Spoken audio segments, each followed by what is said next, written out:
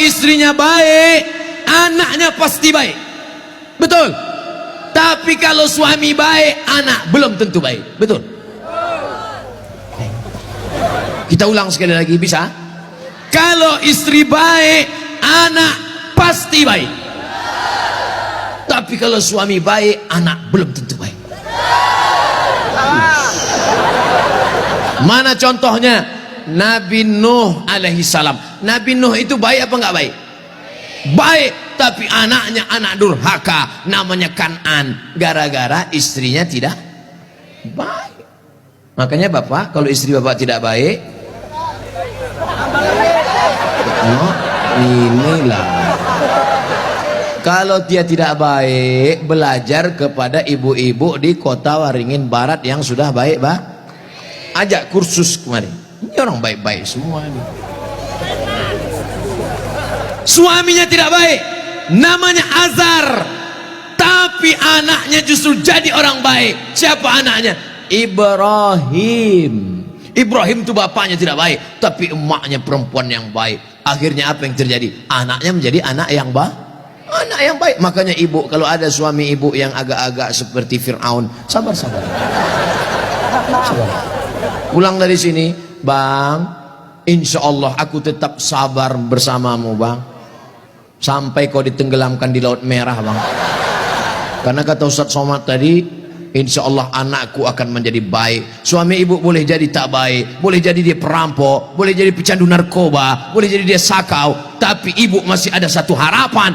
Anak yang ibu kandung, anak yang ibu didik, anak yang ibu berikan akhlakul karimah, dia yang akan menjadi pelindung penaung. Di tengah malam dia akan berdoa, Rabbighfirli wali walidayya warhamhuma kama rabbayani shaghira. Maka ibu jangan berputus asa. Kadang banyak ibu-ibu ini putus asa, pulang ke rumah suami selingkuh, mabuk, langsung pergi ke kamar mandi, minum teh botol. Minum super pel.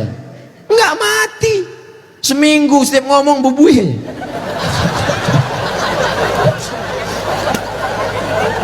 Ibu harus tegar, ibu harus kuat, ibu ada harapan. Harapan ibu siapa? Anakku akan jadi polisi, amin. Anakku akan jadi tentara, amin. Ibu sekolahkan saja anak ibu sesuai bakatnya. Perhatikan anak ini bakat. Anak saya suka main layang-layang, berarti jadi pilot helikopter. Anakku suka mandi hujan, angkatan laut. Anakku suka ngembus-ngembus semprit, dua kemungkinan, bisa jadi polisi razia, bisa jadi wasit sepak bola. Yang parkir jangan.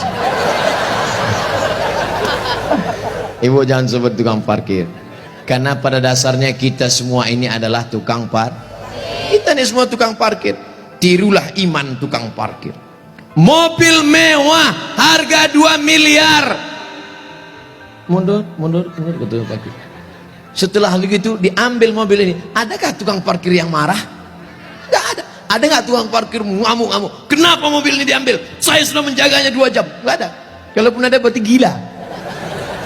Kita itu juga di dunia ini sama seperti iman tukang parkir. Mobil itu titipan, rumah itu titipan, anak itu titipan, kebun itu titipan. Kita hanya menjaganya di dunia, dan setelah itu kita akan mati. Ada yang punya kita?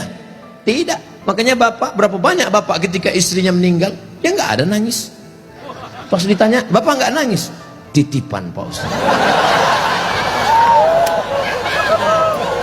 Ustadz ini ceramah nggak enak, pas giliran mati istri aja. Oke, sekarang kita balik.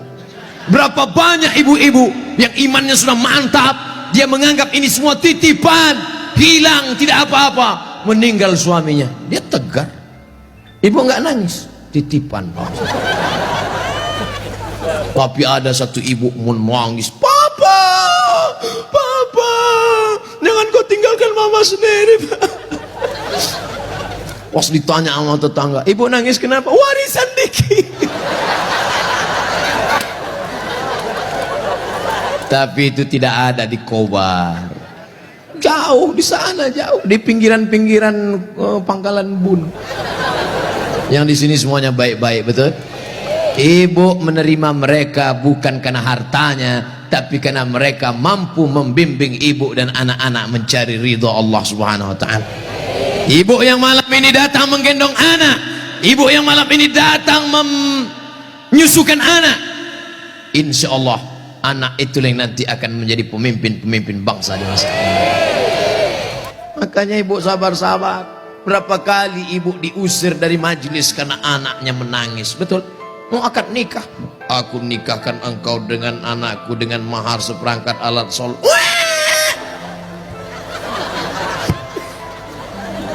Berapa kali di majelis kematian ibu diusir, betul? Ada orang kaya meninggal, datang anaknya, mantunya, cucunya pakai baju hitam semua. Nama kelompoknya Men in Black. Sudah siap-siap mau menangis bersandiwara. 1, 2, 3. Rupanya anak ibu lebih kuat lagi nangisnya. Akhirnya tuan rumah marah, pergi pulang bawa anak. Berapa banyak ibu yang malu di depan orang banyak karena anaknya ingin naik mobil tetangga yang lebih mewah, lebih mahal. Tapi hari ini kesedihan ibu terbayar karena anak ibu adalah anak-anak yang soleh. Siapa yang lebih berbahagia, ibu apa bapak? Kan ibu bisa ngandung karena mereka kan. Sekarang saya tanya, siapa yang paling berbahagia, ibu atau bapak? Mereka tetap bertahan, Pak. Bapak Ibu yang dimuliakan Allah Subhanahu wa taala, siap menjaga persatuan? Jaga persatuan, karena negeri yang kita bangun dengan indah ini akan jadi hancur berkeping kalau tidak ada persatuan dan kesatuan, betul? Maka persatuan ini sama seperti tiang gawang. Kok Ustaz tiba-tiba ingat tiang gawang? Itu tiang gawang, itu tiang gawang. Ibu jaga gawang, jangan sampai kebobolan. Bapak striker, penyerang. Papa silakan kau pergi sejauh mata memandang, tapi di hari petang kau harus membawa uang. Untuk apa? Untuk anak-anak kita, supaya dia tidak makan riba, makan haram. Striker tidak pernah diejek oleh kiper. Kiper tidak pernah marah-marah. Apa kata kiper? Hei striker, kok enak aja di sana, tolong gantian kau jaga sini. Tidak ada, karena mereka sudah siap bagi-bagi bagi tugas. Ceramah di tanah lapang, Ustaz Somad. Ceramah di stadion, Ustaz Somad. Ceramah di TV, Ustaz Somad. Ceramah di YouTube, Ustaz Somad. Tapi yang ngajar di pesantren, yang ngajar di ma'had, yang ngajar di sekolah, para habaib dan ulama, kami udah bagi-bagi tugas. Makanya Habib ulama nggak pernah ngaji. Apa itu Somad itu? Ceramahnya di lapangan aja. Apa itu Abu Somad itu? Ceramahi ibu-ibu aja. Ustaz gatal. Kan kita udah bagi-bagi tadi. Makanya nonton jangan sepotong-sepotong. Kesana 45 menit, kesini 45 menit, belum, sebentar lagi habis. Masya Allah, tabarakallah, masih lama rupanya.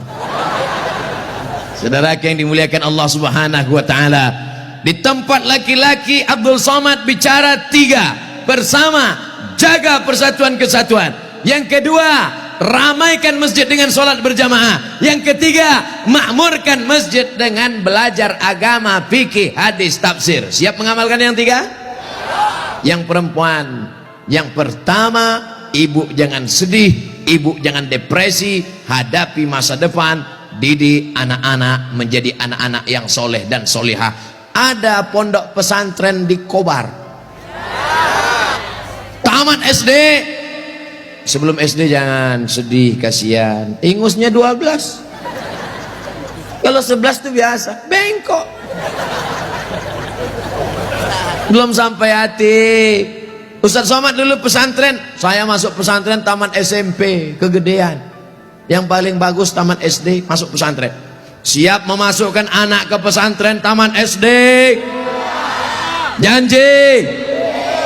Ibu ingat, ibu punya uang banyak, belikan dia gadget, belikan dia motor, belikan dia mobil. Dia kaya, dia banyak uang, dia ganteng, dia cantik, tapi dia sakau, gemetar, sakit, gak ada gunanya. Makanya benteng terakhir menjaga anak-anak kita adalah pondok pesantren. Tapi pesantren ini kadang-kadang nasib bak kerakap tumbuh di batu, hidup segan mati tak mau. Santrinya 1000, WC-nya 10. Ngantrilah santri-santri, wajahnya biru, menahan serangan. Maka ceramah saya di Palembang, Ustadz Abdul Somad, saksikan hari ini sumbangan 52 unit. 52 unit apa Kiai? WC. Mantap, bagus, itu yang perlu. Maka yang kaya-kaya datang besok pondok pesantren. Nggak ada gunanya pengajian banyak-banyak, mubazir. Innal mubazirina kanu ikhwana syayatin. Orang mubazir saudara setan. Kalau ada orang kaya tidak peduli pesantren, kalau ada orang hebat pejabat tidak peduli pendidikan agama, mubazir. Setan tidak menggoda dia lagi. Pas setan menggoda, ayo masuk neraka, kata setan, nggak usah bro, dia saudara kita. Hai bro, kata. Oleh sebab itu maka pertama yang ingin disampaikan Abdul Somad khusus kepada ibu-ibu, jangan pernah bersedih hati. Masa depanmu ada pada anak-anak, tataplah mereka masa depan, tapi tentu dengan bahasa ibu. Bahasa ibu paling ngerti dengan anak. Jangan pulang dari sini anaknya dikumpul, assalamualaikum, nggak mesti diceramah. Ibu usap kepalanya, ibu tiup-tiup, kau akan menjadi pemimpin masa depan nak. Doa ibu luar biasa. Ibu kalau marah sama dia jangan panggil dia setan. Setan, tuyul, jangan panggil dia. Calon bupati kota Waringin Barat, gitu cara manggilnya. Calon anggota DPD, gitu. Insya Allah dia jadi nanti, insya Allah. Amin. Warna ibu mulutnya luar biasa, berbisa bu. Ibu ngomong salah saja diaminkan malaikat. Maka jangan pernah bicara yang tidak baik, bicara yang baik-baik. Sampai ada seorang laki-laki di zaman Bani Israel sebelum Nabi Muhammad SAW, namanya Juraij. Siapa namanya? Juraij. Ada orang Pangkalan Bun namanya Juraij? Belum ada. Nah, ibu yang hamil-hamil nanti kasih nama anak Juraij. Hai Juraij. Kepala sekolah salah tulis George. Ibunya lewat di depan tempat ibadah Juraij. Apa kata ibunya? Ya Juraij. Juraij merasa Tuhan lebih mulia. Aku tidak perlu menyambut panggilan anak. Aku tidak perlu menyambut panggilan ibuku. Dipanggil kedua kali, ya Juraij. Juraij mengatakan, Tuhan lebih mulia, ngapain aku menyambut ibuku? Panggilan yang ketiga, ya Juraij. Anaknya tidak menyambut juga. Akhirnya tercetus dari mulut ibunya. Apa kata ibunya? Allahumma la tumithu hatta turihi wujuhal mumisat. Jangan matikan Juraij sebelum matanya melihat wanita tuna susila. Mohon maaf, perempuan tidak baik, PSK, WTS, entah apa lagi namanya. Dikabulkan Allah. Tidak lama setelah itu ternyata ada seorang perempuan pengembala kambing, hamil bukan kenyang, hamil. Ditangkap, ditanya, hei perempuan, siapa suamimu? Siapa yang menghamilimu? Perempuan itu menjawab, Juraij. Yang menghamili saya adalah Juraij. Kira-kira masuk akal nggak Juraij menghamili perempuan yang nakal ini? Tidak, bukan dia, tapi fitnah. Dipertemukan Juraij dengan perempuan nakal. Rupanya Allah hanya ingin mengabulkan doa si ibu. Kata si ibu, jangan matikan Juraij sebelum matanya melihat wanita tuna. Akhirnya matanya memang betul-betul melihat wanita tuna susila. Melihat, padahal tidak mungkin ahli ibadah ketemu dengan wanita tuna susila. Kalau Satpol PP ketemu wanita susila memang bisa. Razia maksudnya. Mohon maaf Pak Satpol PP.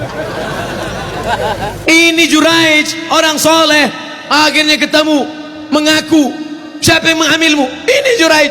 Ditangkap Juraij, difitnah Juraij. Ternyata kau jahat Juraij, kerjamu ibadah, rupanya pekerjaanmu di balik ini semua menodai pengembala kambing. Dihancurkan tempat ibadahnya, hancur berkeping. Kata Juraij, jangan bunuh aku sebelum anak ini lahir. Setelah anak itu lahir, ditusuk Juraij pakai pusar, pakai telunjuknya, tusuk.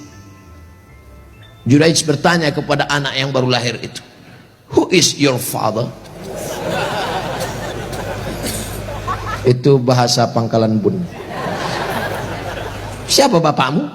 Anak itu menjawab, "Ra'il ghanam, koboi. Bapak saya adalah pengembala kambing." Akhirnya mereka cium kaki Juraij, mereka bangunkan tempat ibadah Juraij dari emas. Juraij tersenyum. Ini skenario Allah hanya ingin menunjukkan betapa makbulnya doa seorang. Kira-kira ibu bisa nggak menceritakan itu ke anak cucu ibu nanti? Nggak usah dihafal, hidupkan aja MP3-nya. Cari nanti Abdul Somad Pangkalan Bun, Abdul Somad Official, subscribe, like, and share. Anakku, kau jangan melawan ibu nak, karena kalau ku katakan kau jadi katak, kau langsung jadi hantu. Nih ceramah Ustadz Somad tadi malam, dengar baik-baik. Gimana? Iya mah. Nih itu, insya Allah ibu anaknya semua baik-baik ya. Yang lalu-lalu apa boleh buat tai kambing bulat-bulat.